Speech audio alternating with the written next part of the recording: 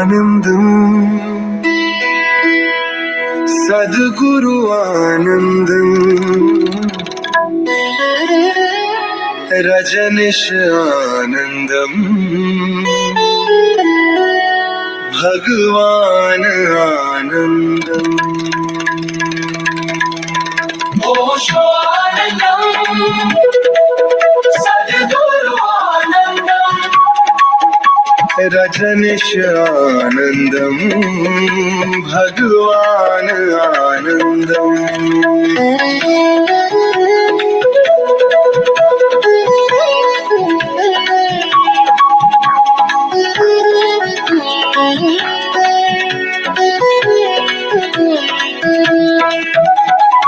हृदय में उठे भक्ति की रोशनी,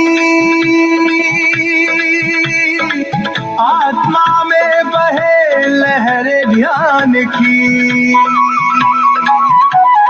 ध्यान में डूबे सब भक्त यहाँ, ये मंदिर है आनंदम ओशो की। गुरु भक्ति आनंदम शक्ति आनंदम तृप्ति आनंदम परम मुक्ति आनंदम ओशो आनंदम सद्गुरु आनंदम रजनीश आनंदम भगवान आनंदम ओशो आनंदम सद्गुरु आनंदम रजनीश आनंदम भगवान आनंदम।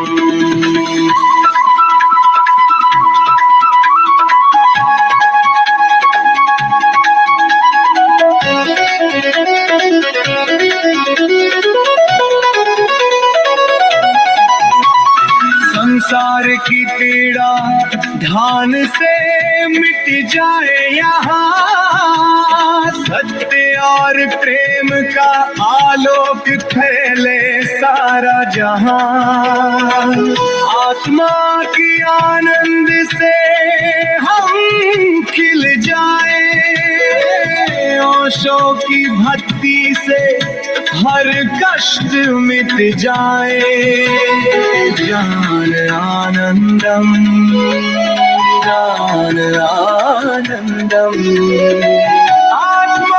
आत्मानंदम आत्मज्ञान आनंदम ओशो आनंदम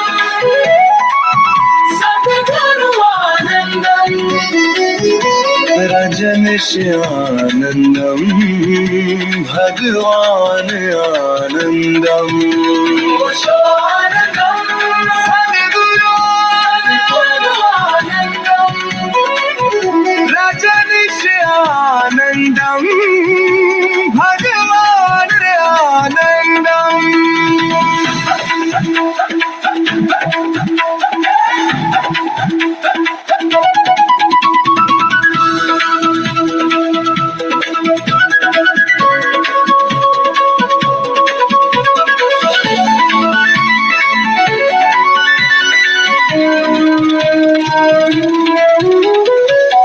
भक्तों के मन से दुख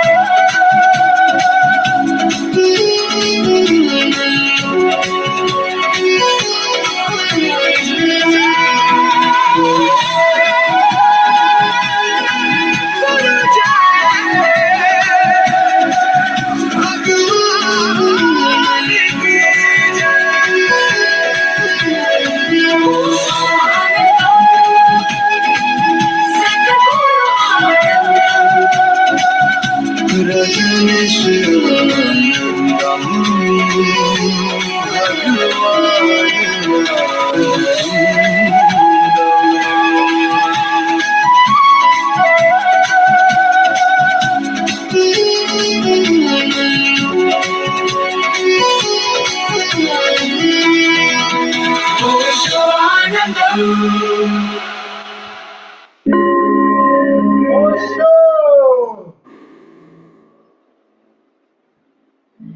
जाए, बैठ जाए।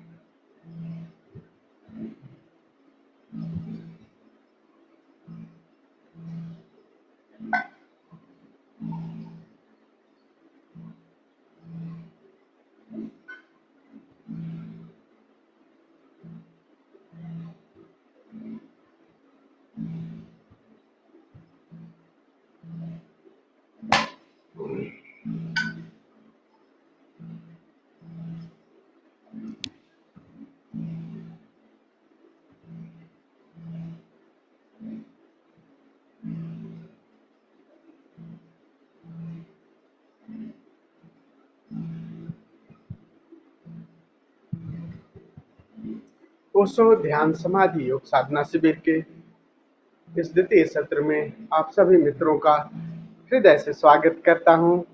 आप सभी को प्रणाम करता हूं। ध्यान और समाधि की यात्रा की समझ और उसका प्रयोग बार बार खूब अच्छी तरह से समझ हो और प्रयोग भी उसका। केवल समझ ही काफी नहीं है और प्रयोग भी जरूरी है, और प्रयोग से पहले समझ भी आवश्यक होती है। बिना समझ के प्रयोग करेंगे तो आधा पीछा और खाते जा। समय की धारा में जैसे जैसे सद्गुरु आते हैं तो मनुष्य के चित्त के हिसाब से, उनकी चेतना का जो स्तर है जिस हिसाब से, उस हिसाब से उन विधियों में और ध्यान की समाधि की जो टेक्निक है उनमें बदलाव करते रहते हैं विधियों में। ओशो जो वर्तमान सदी के गुरु हैं और एक क्रांतिकारी मास्टर हैं, जो पिछली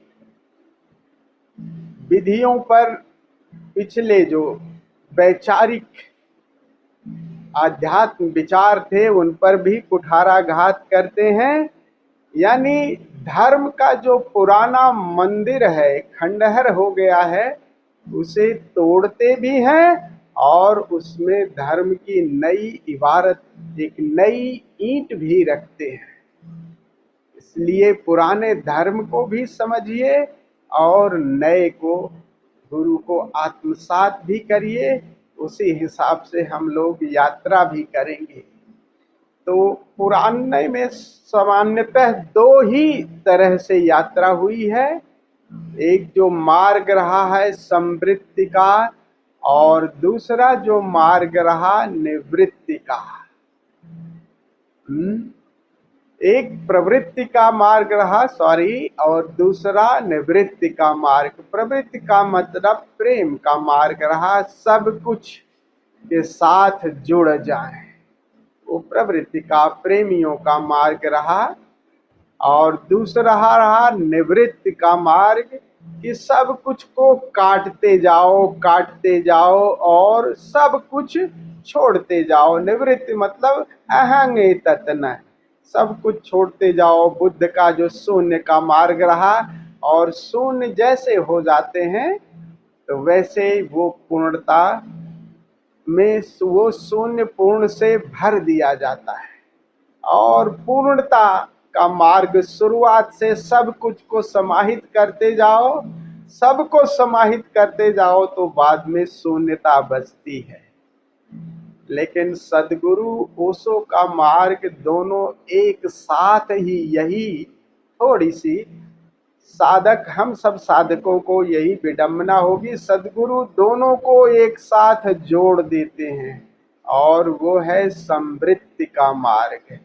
यानी दोनों को एक साथ समाहित कर दे रहे हैं। तो ये बात हम लोगों को साथ साथ समझ लेनी पड़ेगी। तो यात्रा हम जब लोग कर रहे हैं तो बार बार हम जो लविंग अवेयरनेस, ये बड़ा प्यारा शब्द है लविंग अवेयरनेस, होश भी और विश्राम भी। विश्राम से अगर केवल यात्रा करोगे तो हो सकता है जो जो उलझाव हुए हैं, जैसे लाओ त्से का मार्ग है शुरू से ही तल्लीनता का मार्ग है। तल्लीनता में संभावना है कि आप ऑब्जेक्ट से ज्यादा जुड़ जाएं और होश गायब हो जाए।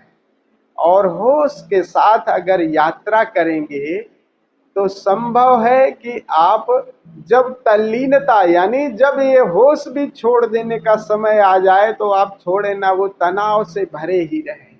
ये दोनों में ये कमियां हैं, इसीलिए दोनों को एक साथ उसको कह रहे हैं कि होश और प्रेम को संयुक्त रूप से साधना है। तो हमें भक्ति और ध्यान, ये बड़ी हम लोगों के लिए चुनौती है कि मीरा और बुद्ध को एक साथ अपने में समाहित करना है, दोनों मार्गों को एक साथ समाहित करना है। हमें ध्यानी भी बनना है और प्रेमी भी बनता है, उत्सव भी मनाता है, इसलिए उत्सव पर खूब जोर है। और कभी कभी एकांत में अपने भीतर रमने की भी कला। तो ये खूब समझ लीजिएगा, ध्यान जब हम कर रहे हैं क्या क्या संभावना होगी। अमूमन होश पर बहुत जोर अगर देंगे तो तनाव से भर जाएंगे, और बिना विश्राम के आपका ध्यान जो है उथला उथला रहेगा। जागरण अगर विश्राम नहीं आया तो एक बार जा करके, एक स्थिति में जा करके आपको सब कुछ छोड़ देना पड़ेगा। तो होश के साथ अगर वो विश्राम वाला तीर नहीं जा रहा है तो आप समाधि में और गहरे नहीं जा पाएंगे।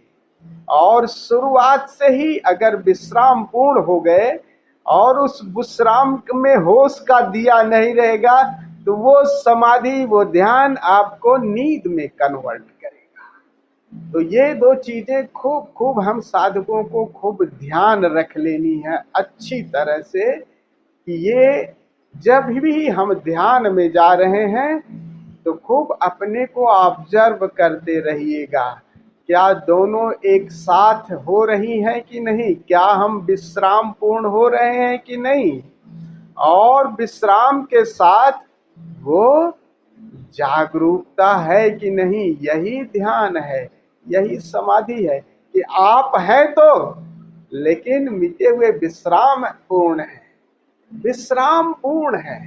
नींद में क्या है, नींद में विश्राम में तो होते हैं दो चीजें तो हम लोग जानते हैं ना, तनाव भरा होश भी जानते हैं और विश्राम भी अलग अलग जानते हैं। नींद में हम विश्राम में होते हैं, लेकिन वहाँ चेतना कॉन्शस जो है वो सोई हुई रहती है, मात्रा में बहुत कम रहती है, न के बराबर रहती है। और चेतन में हम नींद में रहते हैं, जागे हुए नहीं रहते। जागरण में जागे हुए तो हैं लेकिन वहां विश्राम नहीं है।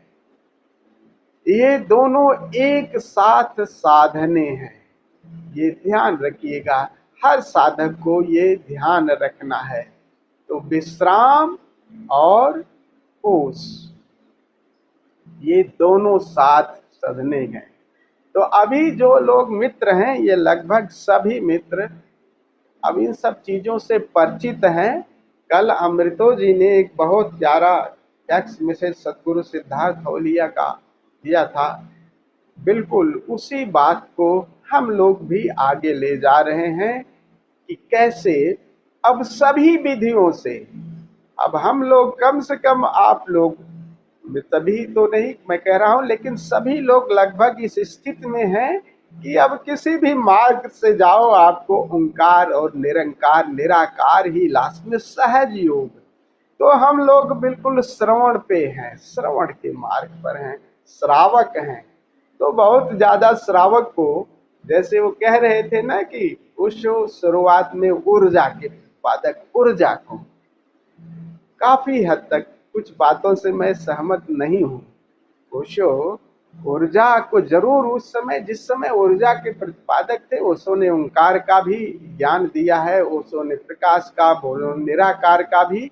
लेकिन जब शुरू में लोगों को समझा रहे थे तो ओंकार, निराकार, अंतराकाश, ये सब बातें लोग नहीं समझते थे, तो ऊर्जा आसानी से समझ में आ जाती थी। इसलिए शुरू में ही वो ऊर्जा को ज्यादा, कि ऊर्जा बिल्कुल जैसे आप क्रिया किए, सक्रिय हो गए तो ऊर्जा का आभास होता है, आपको निर्भरता का आभास हो जाता है, तो उसकी हल्की झलक, इसलिए ऊर्जा का खूब खूब प्रयोग किए हैं। लेकिन उस ओंकार के बारे में भी लोगों को जो गहरे गए हैं, हाँ, अभी जितना क्लियर कर दिया गया है उस ओंकार को, उस समय उस उतना नहीं किए थे। तो हम भी उसी श्रावक के, कैसे भी हमारा भी मार्ग सहज का ही है। तो सहज का मार्ग है कि कैसे हम शून्य में के साथ, इसीलिए हर विधियों के साथ ये ध्यान रखिए कि जो भी विधियां हम लोग कर रहे हैं, अब ये तो समझ गए ना कि हम उसी सागर में, एक ही सागर में उतर रहे हैं, शून्य के सागर में, ओंकार के सागर में, चैतन्य के सागर में, या नाद के, नूर के, जो भी आपको समझ में आ रहा है, भीतर उसी विधियों के साथ सभी, और बाहर की जो विधियां हैं वो उसकी भूमिका बना दे रही हैं। अब कोई सी भी विधि कर लो, बाद में आपको उसके साथ जुड़ ही जाना है। सहज, सहज के साथ की मतलब, अब बस बंद आंखों से निराकार से परिचय बनाओ, निराकार को और गहराई लाओ, निरंकार के साथ, और निरंकार के किसी भी आयाम के साथ। और निरंकार में ऊर्जा का भी आयाम है, चैतन्य का भी आयाम, आनंद का आयाम है, नाद का है, नूर का है। There are so many dimensions of Onkar. तो उनमें जो भी आयाम आपको समझ में आ रहा है, उसी के साथ गहराई और गहराई, और देखोगे जैसे ही आप उसमें गहराई में उतरते जाते हो, ये सारे आयाम आपको, वो आपको मिलते ही हैं, मिलते ही हैं। हो सकता है स्वभाव के अनुसार आपको पहले कोई पकड़ में आएगा, जिनको नाद पकड़ में आएगा, जिनको शून्य पकड़ में आएगा, धीरे धीरे वो ध्वनि आपको प्रकाश से भी भर देगी, वो ध्वनि आपको आनंद से भर देगी, वो ध्वनि आपको ऊर्जा से भर देगी, और वो ध्वनि आपको उत्सव से भी भर देगी। ये सारे डायमेंशन आपको छाया की तरह आएंगे। स्वभावगत एक हो सकता है, तो वो आपका सबका स्वभाव अलग अलग हो सकता है, लेकिन हम लोगों का भी मार्ग यही है, सहज का मार्ग। इसमें कोई जरूरी नहीं कि आपका शरीर स्वस्थ है अस्वस्थ है, इसमें बहुत ज्यादा जरूरत नहीं पड़ती है। भीतर आप आंख बंद कर लिए तो वो परम संगीत, चाहे वो बीमार हो चाहे स्वस्थ हो, सबको सुनाई देता है। वो परम प्रकाश सबको, आप बीमार हैं, अस्पताल में हैं, आंख बंद किए नाद सुन सकते हैं, प्रकाश देख सकते हैं। बहुत ज्यादा योग जैसे स्वास्थ्य की इतनी जरूरत नहीं है। तो सहज मार्ग में इतनी ज्यादा ऊर्जा का कोई ज्यादा संबंध नहीं रहता, शून्य के साथ जुड़ाव जब हो जाता है। लेकिन हमें दोनों को साथ साइमल्टेनियसली, हमें ऊर्जावान शरीर का भी सम्मान करना है। यही ओशो सिखा रहे हैं कि दोनों साथ लेके चलना है, परिधि पर ऊर्जावान रहे और भीतर उस शून्यता के निराकार के साथ जुड़ना भी सीखे। तो मुख्य बात है वो सहज वाला मार्ग। तो थैंक यू अमृतो जी। दोनों मार्ग एक ही जगह ले जाते हैं, दोनों मार्ग यही कह रहे हैं कि तुम बुद्धि से नीचे उतर आओ, मन से नीचे उतर आओ। बस मार्ग, मन पर मत रहो, चाहे वो नीचे चले जाओ चाहे ऊपर चले जाओ, बस मन में से ही अलग और बुद्धि से अलग हो जाओ, तो बात वहीं शून्यता में आप छलांग लगा देते हो। लेकिन नीचे उतरो तो जागरण रहे तो समाधि घटित होती है, चाहे ऊपर जाओ जागरण रहे तो सहस्रार से ऊपर आपकी शून्यता में छलांग लग जाती है। मार्ग दोनों यही कह रहे हैं कि बस तुम किसी तरह से उस बुद्धि से खिसक जाओ, उस खोपड़ी से अलग उतर जाओ। तो खोपड़ी से नीचे उतर आओ या खोपड़ी से ऊपर चले जाओ, तो आप उस निर्विचारता में आपकी डुबकी लग जाती है। तो चलिए आज हम इन विधि को फिर से, जो कल हमने किया था, आप सभी लोग थे ना कल, हैं? सभी विधि सबने किया था, उसी संतुलन ध्यान को हम लोग फिर से करते हैं। तो चरण पहले पता है आपको, आप लोगों को सभी को बताना तो नहीं है। तो चलिए खड़े होकर के पहले हम लोग 5 मिनट अपनी ऊर्जा को जगा लेते हैं। जो भी आपको भाव आए, जॉगिंग करें, एक्सरसाइज करें, और रेचन चाहे मुद्राओं के माध्यम से करें 5 मिनट, ताकि बैठ करके हम संतुलन ध्यान को आसानी से कर सकें। तो आप लोगों से निवेदन है कि खड़े हो जाएं।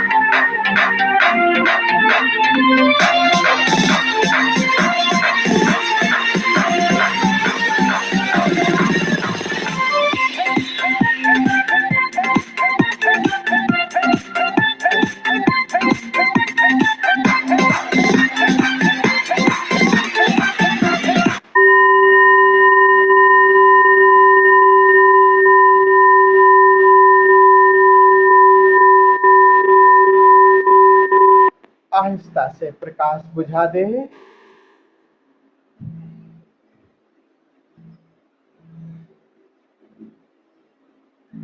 पूरा अंधेरा कर ले।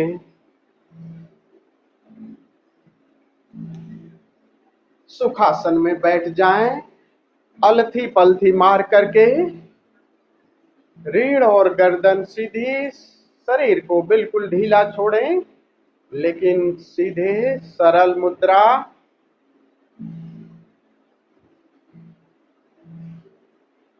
सुखासन या पद्मासन। अलथी पलथी मार के जैसे बैठते हैं, दोनों नितंबों पर बराबर ध्यान।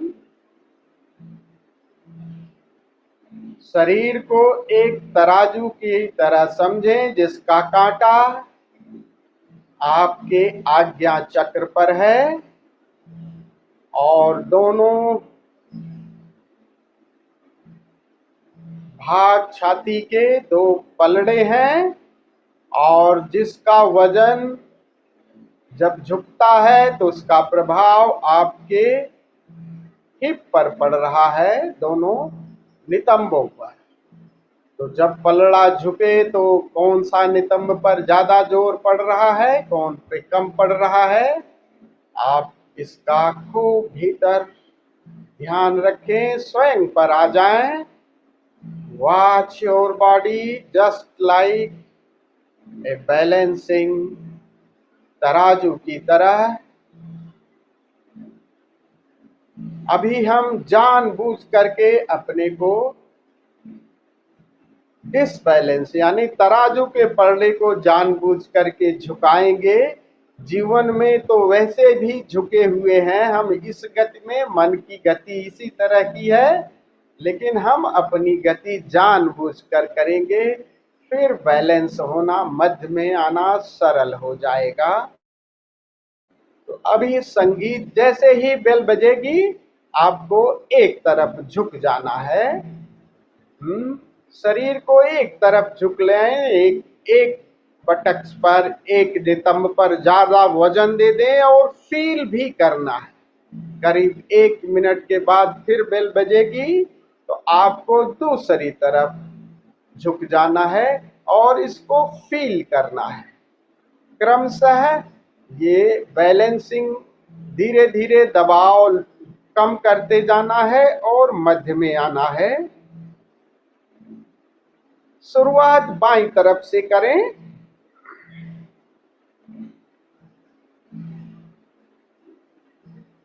ध्यान दोनों नितंबों पर।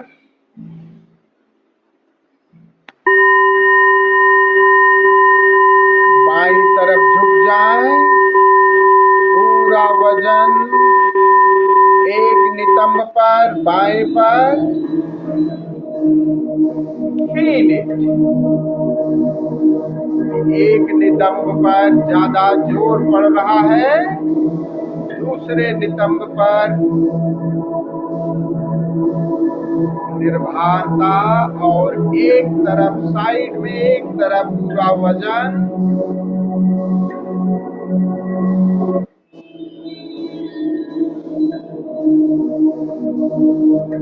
महसूस करें इस भार को, कांटा एक तरफ झुक गया।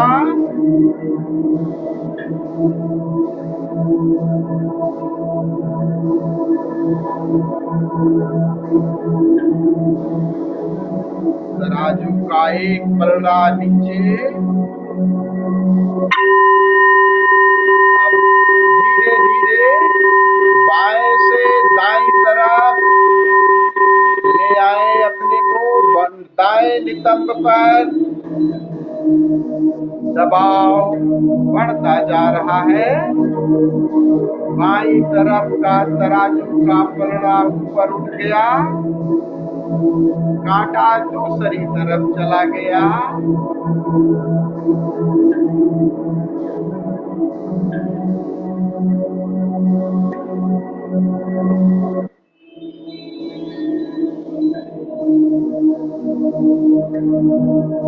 भार को महसूस कर रहे हैं, दबाव को महसूस कर रहे हैं। धीरे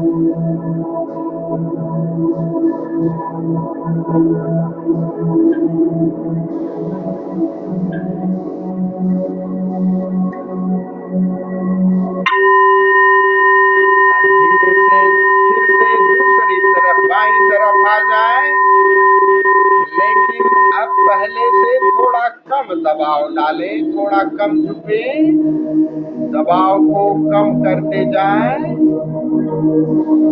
पहले से थोड़ा कम झुके हैं, कम दबाव दिए हैं, और मैं ये जानबूझ करके कर रहा हूं। कांटा पहले से कम झुका,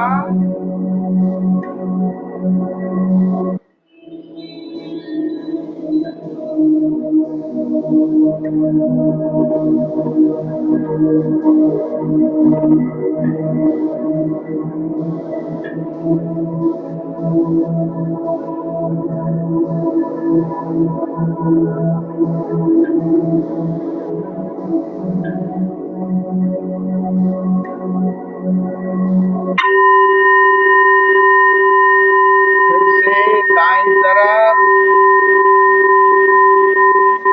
दाएं नितंब पर दबाव, लेकिन पहले से कम। धीरे धीरे दबाव कम करते जाएं। कांटा झुका तो है, लेकिन पहले से कम।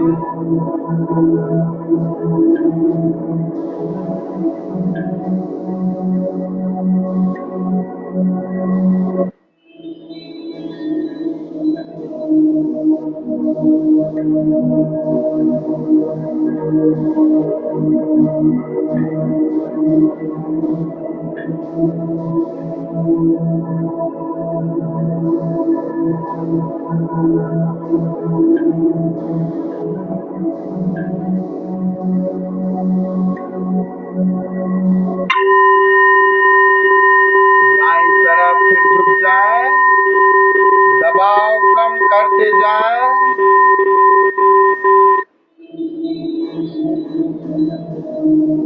अब दोनों पर दबाव पड़ रहा है, लेकिन बाईं तरफ थोड़ा ज्यादा।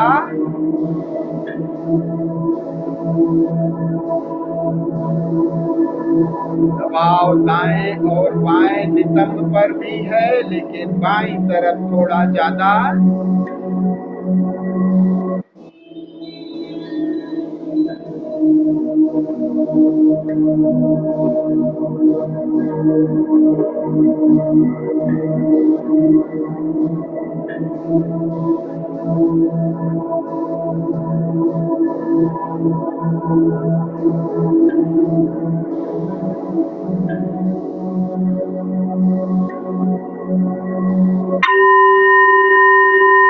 धीरे से दाईं तरफ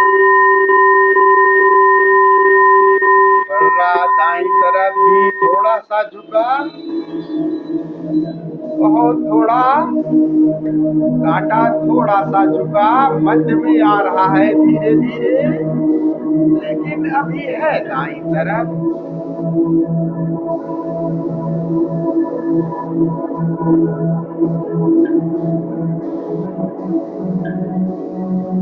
दबाव दोनों तरफ ज्यादा, दोनों नितंबों पर, लेकिन दाएं पर थोड़ा सा ज्यादा।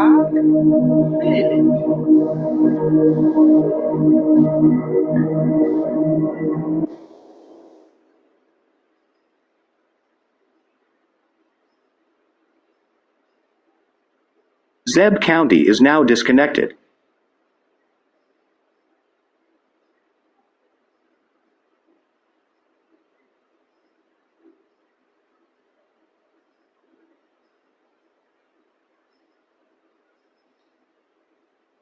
Zeb County is now connected.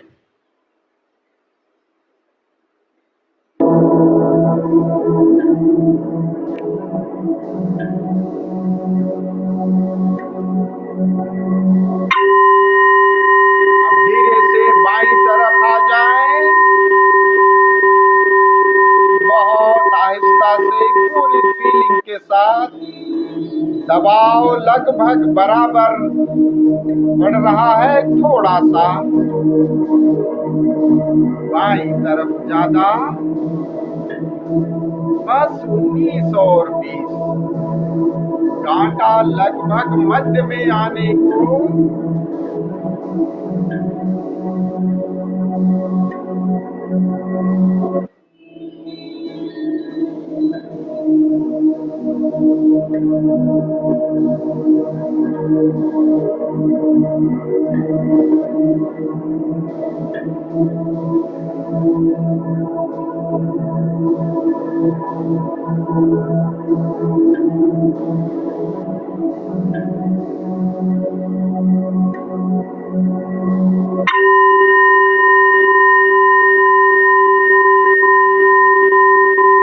दाईं तरफ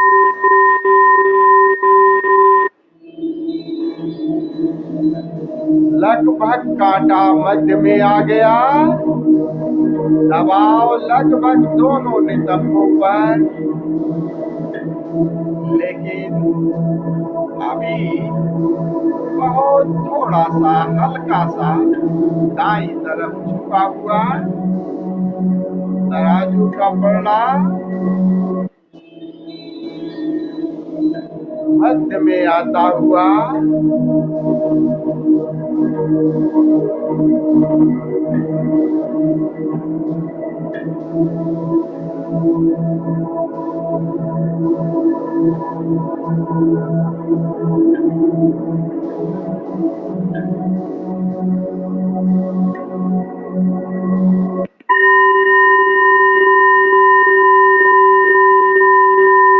धीरे से बिल्कुल वो मध्य का बिंदु तलाशें। दोनों नितंबों पर अब बराबर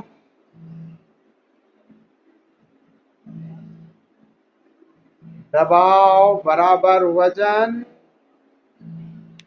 कांटा मध्य में आ गया, थोड़ा बहुत हिल रहा है। देखें कहाँ वो मध्य बिंदु है। अगर आगे झुके हैं तो थोड़ा पीछे, पीछे है तो थोड़ा आगे।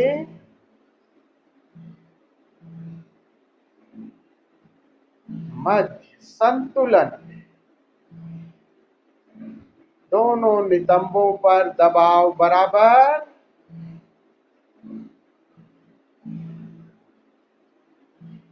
कांटा धीरे धीरे मध्य में आ गया।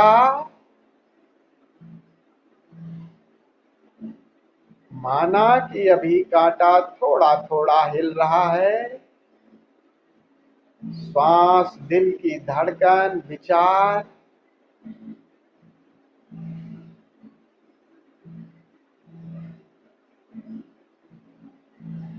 सब धीरे धीरे मध्य में,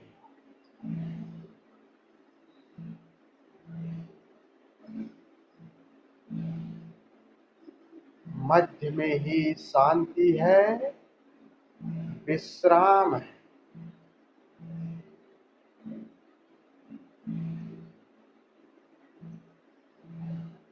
होश और विश्राम भीतर से वो मध्य बिंदु तलाशें। दोनों तरफ भार बराबर,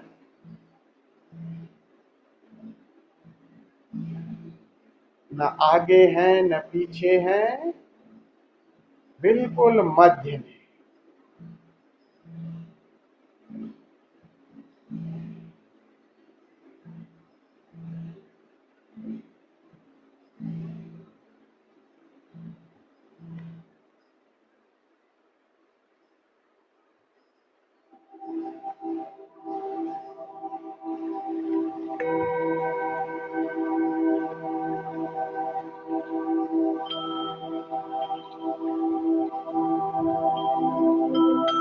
तराजू का कांटा स्थिर हो गया।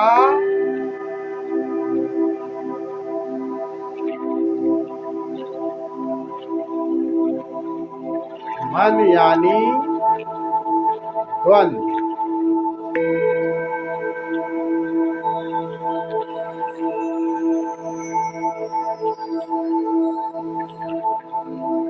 मध्य में अमन है, मध्य में निर्विचारता है, मध्य में ही शून्यता है, ध्यान है, समाधि है।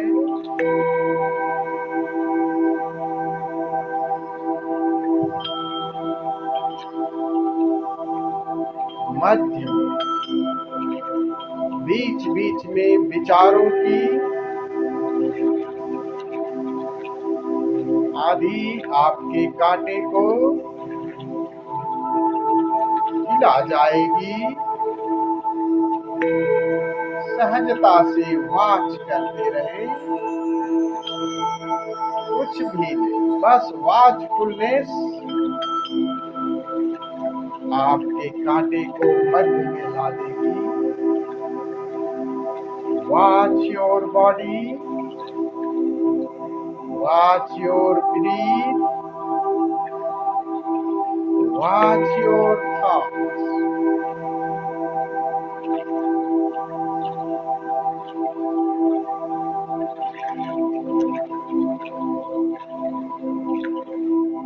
संतुलन में समाधि है, सम यानी बराबर।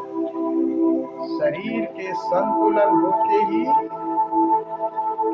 विचार श्वास सब थम गए।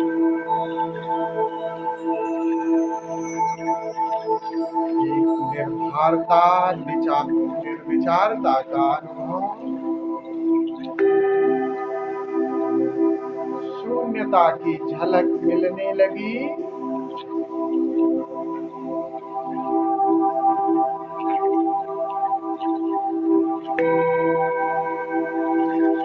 दृष्टि आकार से इस निराकार पर ले जाएं।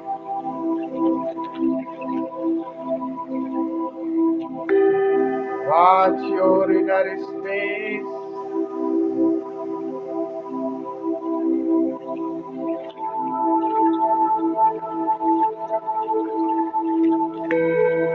शून्य में विश्राम है।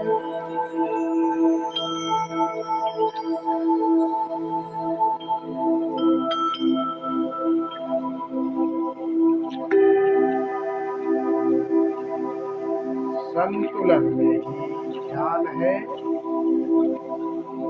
संतुलन में ही समाधि है।